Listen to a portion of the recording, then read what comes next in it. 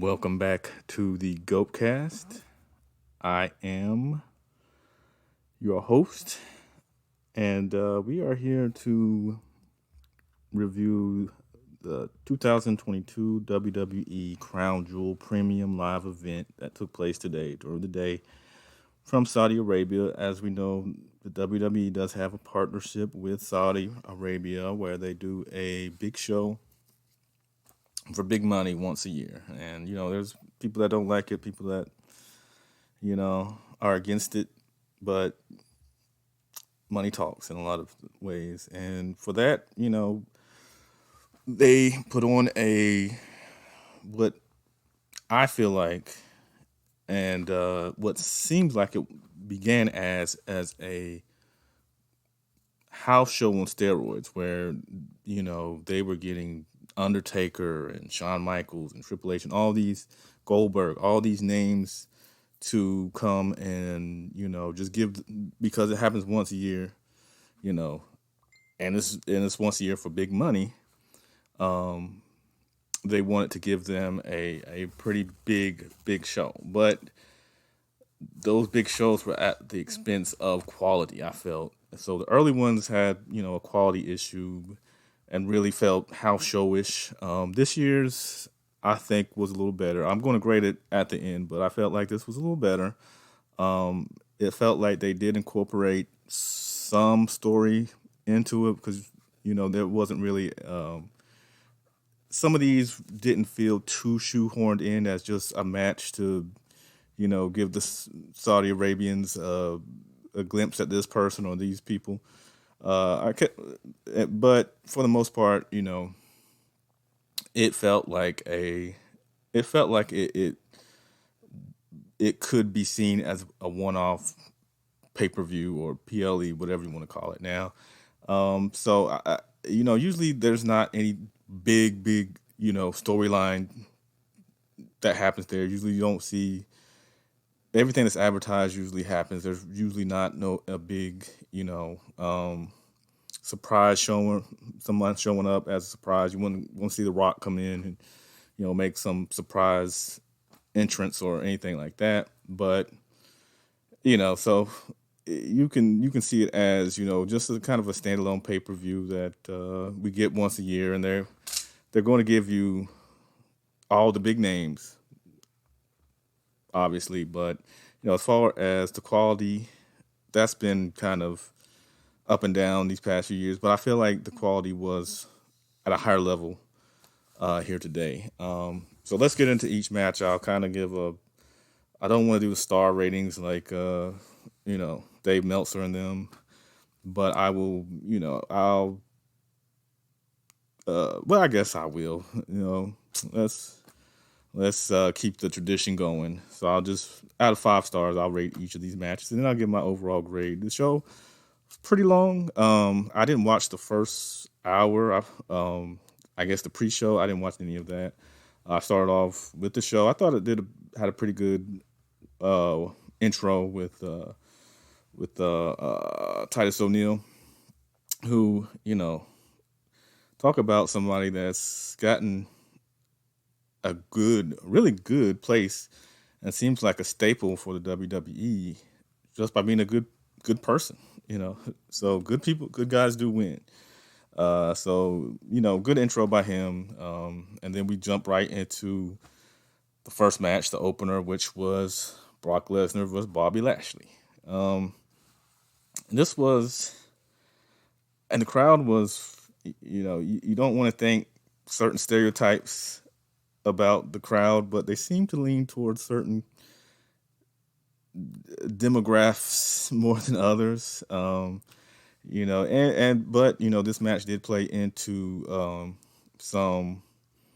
Lashley did do some heelish things at the beginning. He kind of jumped Brock Lesnar before the bell rang, and then clipped his knee. So Brock sold the knee injury throughout the match. It was a big boy match. Slightly more happened in this match than I think there was the Royal Rumble match. A little bit more action, a little bit more story told in it. For the most part, Bobby tried to work over Brock, and Um, and I'm not going to go into play by play on these matches. I'm just going to give overall. But basically they had a big boy match, a strong man match. It had its back and forth, but for the most part, Lashley kind of, he kind of was the aggressor throughout, and ultimately Brock was able to wasn't able to get out of the hurt lock, but he was able to maneuver and counter it for a 3 count and win. Afterwards, Bobby put him back out of frustration. I assume Bobby put him back into the hurt lock. So it's kind of weird. Are they teasing a heel turn for Bobby? Because I thought Brock was kind of playing a heelish character when he came back, but the Saudis might have kind of flipped that in the whole Brett and Stone Cold kind of thing, or Rock and Hogan. But we'll just have to see when they come back for Raw, whether Lashley's playing up the heel role, or the American crowd just understands he was frustrated that he didn't win the big one. So who knows? But out of 5 stars, I'll probably give this a 2.5. It wasn't terrible, but it was a typical Brock match. Bunch of suplexes, and man, Lashley takes those suplexes so low that it looks like they're really going to hurt him. And Brock just doesn't get the torque on him like he does other guys. So it just kind of looks like it's going to do damage. But, it was a typical Brock match. It had a few little elements that raised it up a little bit, because it wasn't just suplex, finisher. They try to incorporate a little bit more to it. So I'll say it's 2.5. So move on now to this was Damage Control Women's Tag Team Championship. Damage Control versus the champions, Asuka and Alexa Bliss. And what was kind of interesting is that during Alexa and Asuka's backstage interview, Bray's new symbol flashed, and it kind of messed with Alexa. So are we going to return to that? We'll see. But anyways, Dakota Kai, Io Sky of Damage Control versus Asuka and Alexa Bliss, and this was a fine match. They it was slightly better than, say, a Raw match. I felt like it's slightly better than their Raw match a few weeks ago. But it wasn't much more than that. There wasn't a whole lot of, they did some high spots, some house show like spots, and they tried to get the crowd into it, and the crowd got into it some.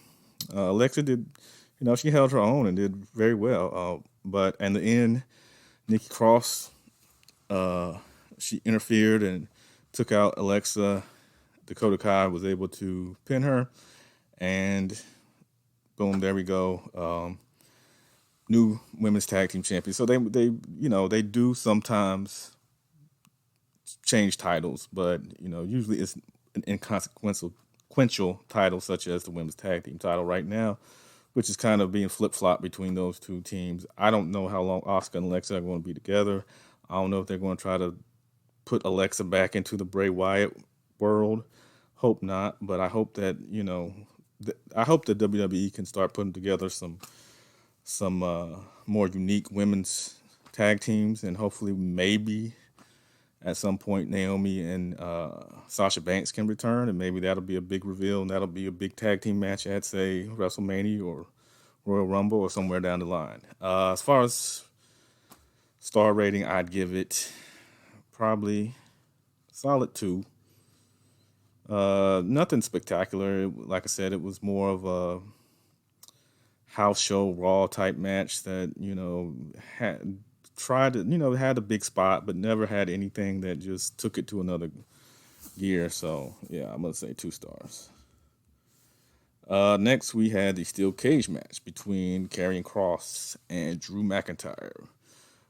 Drew got a pretty big pop. The match was it was kind of like it's not similar to Brock and Bobby, but it was your big man slug it out, Not a whole lot of moves, not a whole lot of, you're not going to see a whole lot of technical, holds and all of that, especially in a cage match, plus with these two. So it was a lot of, smashing into stuff and beating people over the head and stuff like that.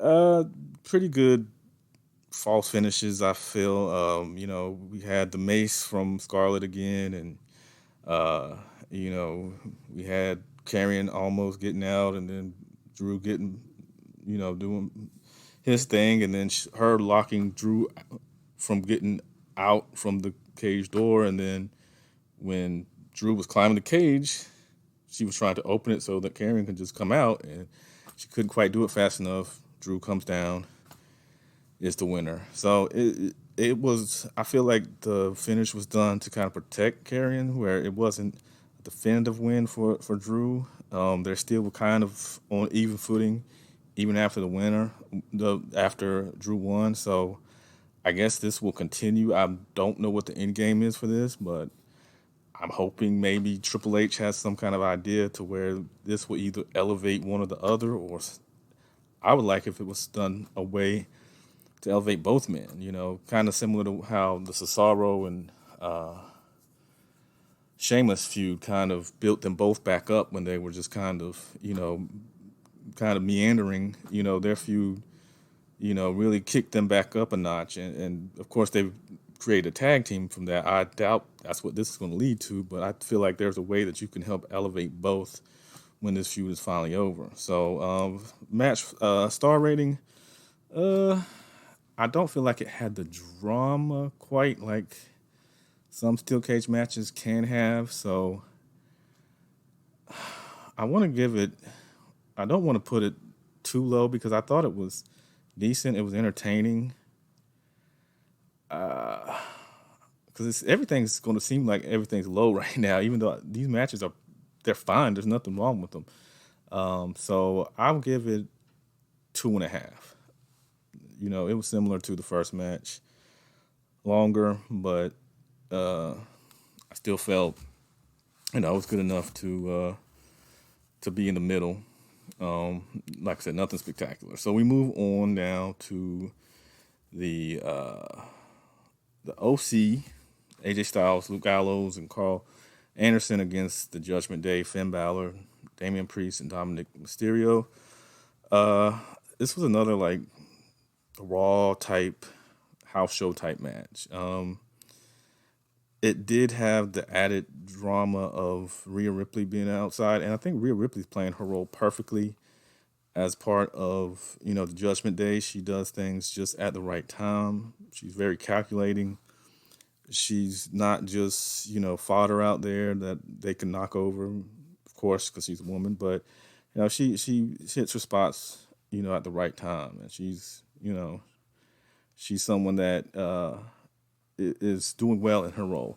So anyway, they have a pretty even back and forth type of match, and then finally Rhea interferes, picking up AJ Styles, smashed him into the side of the ring, and then Finn Balor takes over and does the coup de grace and wins 1, 2, 3. So Judgment Day stands tall over the OC, and it seems like AJ's taking a lot of losses. So I don't know if there's going to be a rebuild to him or if he's going to go away for a little while and then come back kind of fresh. But he seems to be kind of just drowning out there right now. But another 2.5 star match. Nothing wrong with it. It just didn't. So far these matches just haven't kicked into that second gear, and I'm sure they're sending the Saudis home happy because they're seeing all the moves, they're seeing the guys, they're seeing nothing terrible. They're not out there stinking up the place, but there's just not that second gear being driven home through these matches. So now we go to the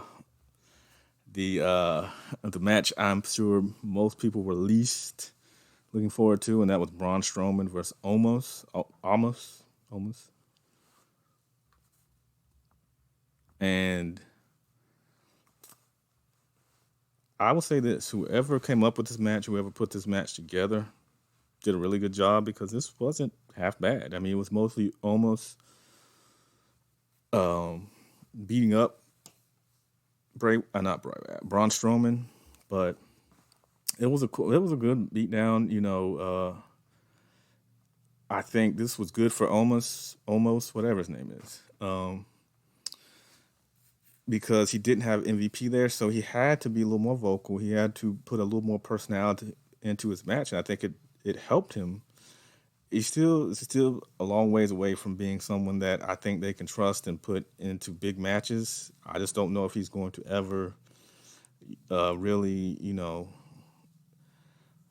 just have that stride to where he can be a solid big man. He's definitely no Big Show, So, but there's improvement there, and with the right gimmick and with the right, with the right build and the right people working with him, he can eventually become something that can be an attraction, but not quite there right now. Braun Strowman still he's also, he came back, to some fanfare, and they just haven't done anything meaningful with him. This was probably the most meaningful thing they've done with him, and I'm not sure for what other than to have a big, have a a match that they can market as monster versus monster type of thing for the Saudi Arabians. But other than that, I don't know what this proved or what this is headed to. Hopefully, Braun and Omos will move on to some kind of story, some kind of something going further. But anyway, like I said, Omos beat him up. Braun caught him into his big power slammed him, and beat him 1, 2, 3. So wasn't a whole lot to it. Beat down and then one finish move, and it was over. Uh, give it, I give it 2 stars. It was way more action packed than I expected. It wasn't plotting. It wasn't slow. They kept it moving, and they transitioned well. And I thought it was put together well. It just, it was just against two guys that just aren't going to blow you away in the wrestling ring. So it was good enough to be entertaining, and it was way better than I expected this to be a 1 star, half star type of match. But no, it actually was quite good. So moving on now to the undisputed WWE Tag Team Title match between Ridge Holland and Butch, who is using his has gone back to his Pete Dunne look, and the Usos, who are now trying to be the longest reigning tag team champions, but they got to get through the brawling brutes with no Sheamus. They took Sheamus out. This probably was, up until now, was the best match of the night so far. The good contrast of styles, Butch and Ridge are more brawlers, and then you have, the Usos that can mix it up a little bit, do some high flying, do some, high impact type of moves, some high flying, some spots, So it was a solid match. I didn't quite feel like this was going to be the time for the tag titles to move, so I felt like it was predictable in that manner. But like I said, it still had some cool false finishes, and Butch worked over, I think it was Jimmy, or was it Jay? It was one of their hands he worked over, and they sold that. And I think Jay's the one that has possibly, a broken wrist or something like that, fractured wrist. So they used some psychology. Everybody got their stuff in, and it was a solid match. Usos, of course, win with a big, I call it 3D, but the 1D off the top rope, which looked pretty cool, looked pretty brutal. So I'm going to give this actually 3.5 stars. I thought it was good. I thought it was, it was another match where there was, when you had Brock and Bobby and Karrion Kross and Drew, which, the moves, the action always, that's one thing I can kind of see with Triple H's vision, where the matches move. even though they have guys that kind of plod, but the moves are kind of plodding in that they're just slugging it out, where you don't have any transition into something else. It's just, you know, hit, and then maybe a chokehold or something like that, or suplex, and then spear or clothesline or something like that. So this felt the most like, they transitioned to different things and everything worked, and it never seemed to slow, and the momentum kept going. So I thought it was a really good match. Not you won't be talking about this at the end of the year as a match of the year or anything, but for this event and for what it was, and for all involved, it was a good solid um, matchup. Next is a match that I was really worried about because um, we had such a last man standing match at SummerSlam with Brock Lesnar and Roman Reigns that I thought it was too soon. I thought they should leave that gimmick alone for the rest of the year because it was so well done then that you don't want to bring the quality of them having such a successful last man standing match and then see one that just didn't live up to or was just really lessen the gimmick after such a great one. But I was mildly surprised and not disappointed. This was, while not Brock Roman, super creative.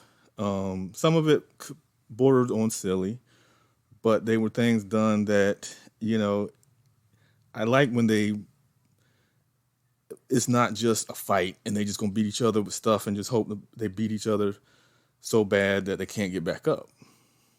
But when they use some logic and be like, well, that might take a long time. So let me try to do this. Let me put them in something, or let me put something on top of them, or let me do this. Those to me are the most clever, and those work because that is what the gimmick match is all about. So why not do those things um, to really give a realism to it? Just like what Roman did, what Brock tried to do with the tractor or whatever. You know, these things. I mean, I don't know if you want to have to go that extreme as Brock, but Bailey brought out a golf cart. She put Bianca in some uh, some not a canister, but a container, and try to hold her down in there. Just cool spot. And really, the ending. I mean, it was a lot of weapons. It was a lot of plotting stuff at times. Not really plotting, but you know how a WWE style hardcore match is, where there's a lot of kendo sticks and just a lot of you know props that they kind of have to be slow about, and the person has to sell for a long time for them to get up and set up whatever they're going to do next. But I thought it worked. It worked in this sense, and it didn't drag.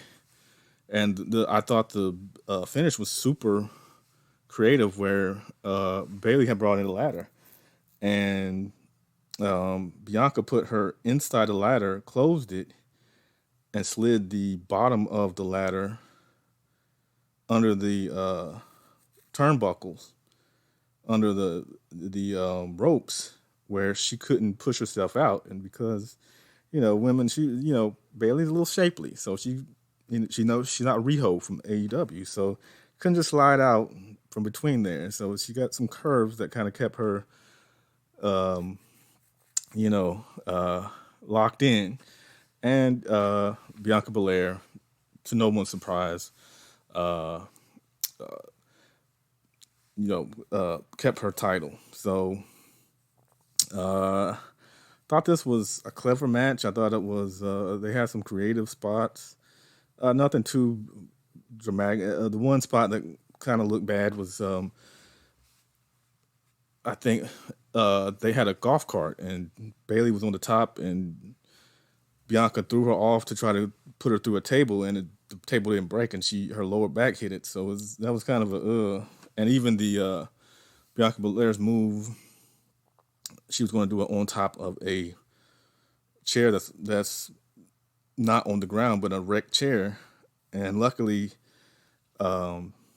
Bailey moved it so that she wouldn't take the full brunt of that top of the chair, the back to the chair, into her side or her ribs or anything like that. So there was some brutal stuff, but all in all, good last woman standing match. I'll give it a 4 stars. Best match of the night so far.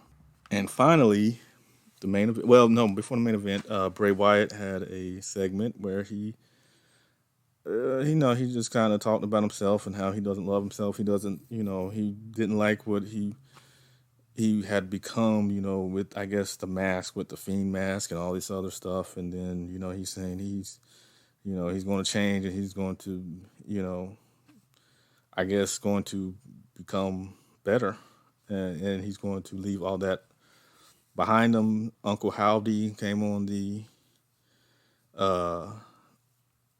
screen, and he was just saying he knows who he is or whatever like that. And I don't know. It's just really bizarre. I'm hoping that they'll kind of speed this up with the Bray Wyatt shooting with the mask or whatever it is. So hopefully start to get kind of maybe the Alexa Bliss stuff is kind of a hint that those people are going to come back and is maybe going to draw him back to his roots or whatever. I don't know, but it was a 10-15 minute promo to kind of give the crowd Bray in the flesh without him being in the match, and kind of a cryptic messages, but not quite knowing where they're going with it. So with all that said, let's get to the main event when everybody was there for Roman Reigns versus Logan Paul. I've already gone 26 minutes, almost 27, so I'm not going to go long.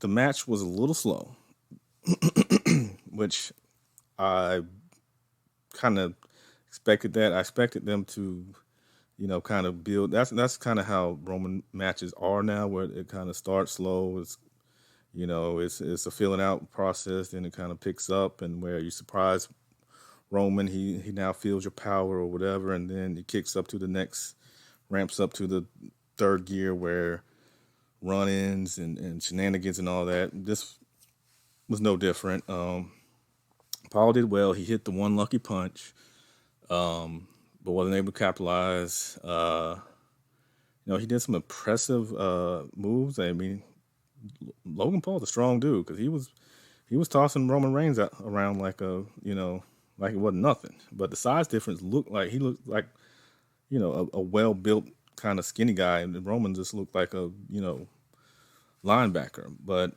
Logan, power for power, he hung with him, and he had some impressive, just like he's always done, some impressive moves. He did a standing moonsault and crossbody and quite a few other things. He did some chain wrestling where he was able to chain into a fireman's carry. That was pretty cool. He did a Superman punch on Roman, and Roman, Roman was his usual self. He was, he tried to do his power moves and just kind of smugly pin him, but that didn't work. And then he, tried to use some holds to try to grind him down, try to, camel clutch and other stuff, which Paul, I think, sold effectively. Paul's selling is pretty good. And then, it broke down. He hit the one lucky punch and didn't get the pin, and Roman rolled out. So Paul put him on the Arabic announce table. His entourage up front. He took the cell phone and was taking selfies of the crowd, and then of him on the top rope. He did a perfect splash onto the announce table with Roman there. Then that's when Usos came out. Then Jake Paul, which I thought was weird that he had entrance music, but they played that, and then Jake threw some really bad punches, knocking out the Usos, and then Solo came out to his own music, which I found weird too, that he didn't just come out there with the Usos, but he came out, and then everybody came out to keep them apart. Logan gets back in, does a cool, very athletic dive over the top onto the Usos, who had gotten back up and were about to attack his brother.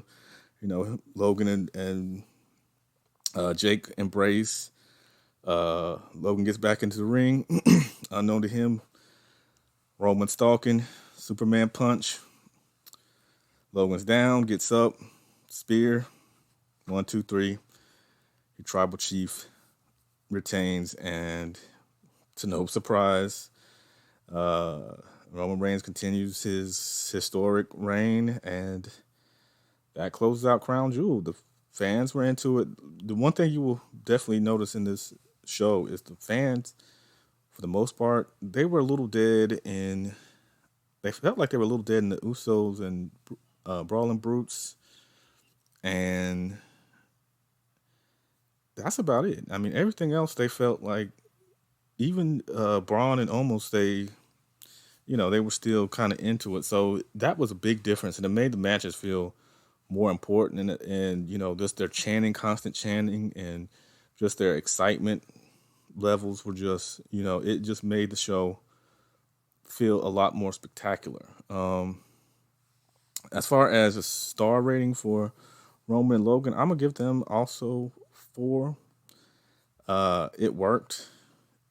I thought they could have milked the one lucky punch a little bit more. I didn't like that tagline and them using that, but I felt like even since they did, they could have milked it a little bit more and a little longer, and maybe had multiple, kind of false finishes. But you didn't have to. I mean, sometimes going to that well too much is not a good thing. So just having a couple false finishes and then having Roman win was fine. It definitely showed that Jake has not yeah no Logan, he has it. He has what it takes to be a top star, and he's super athletic.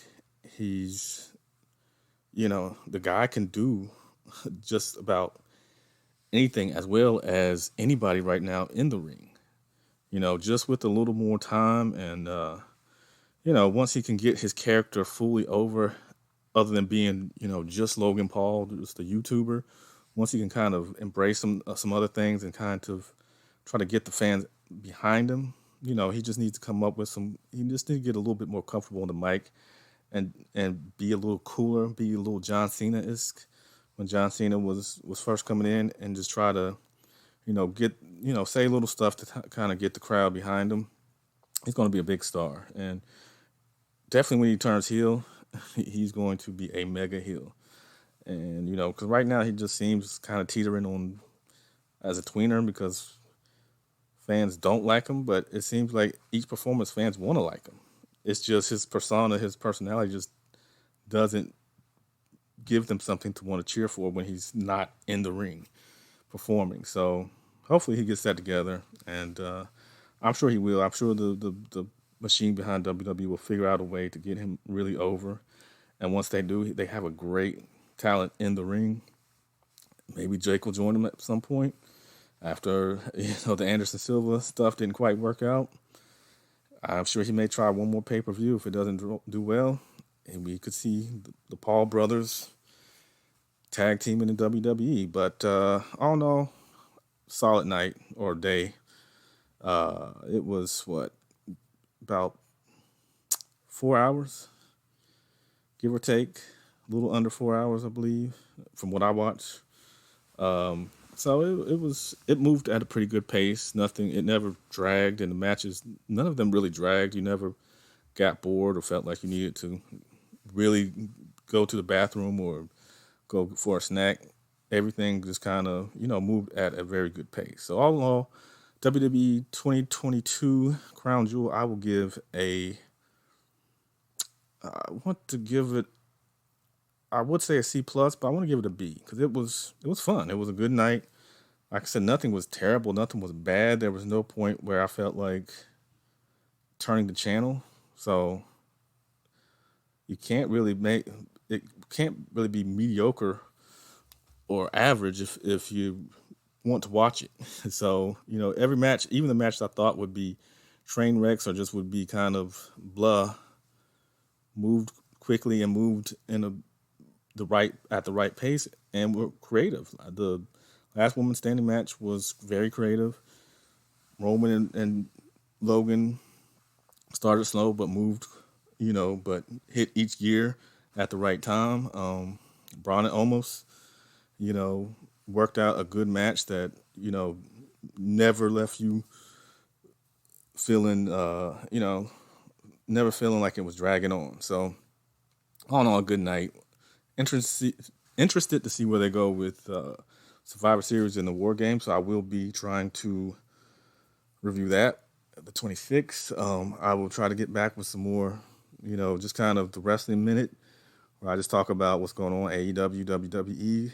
Not really. I'm not really at a point where I want to review any of the um, televised shows.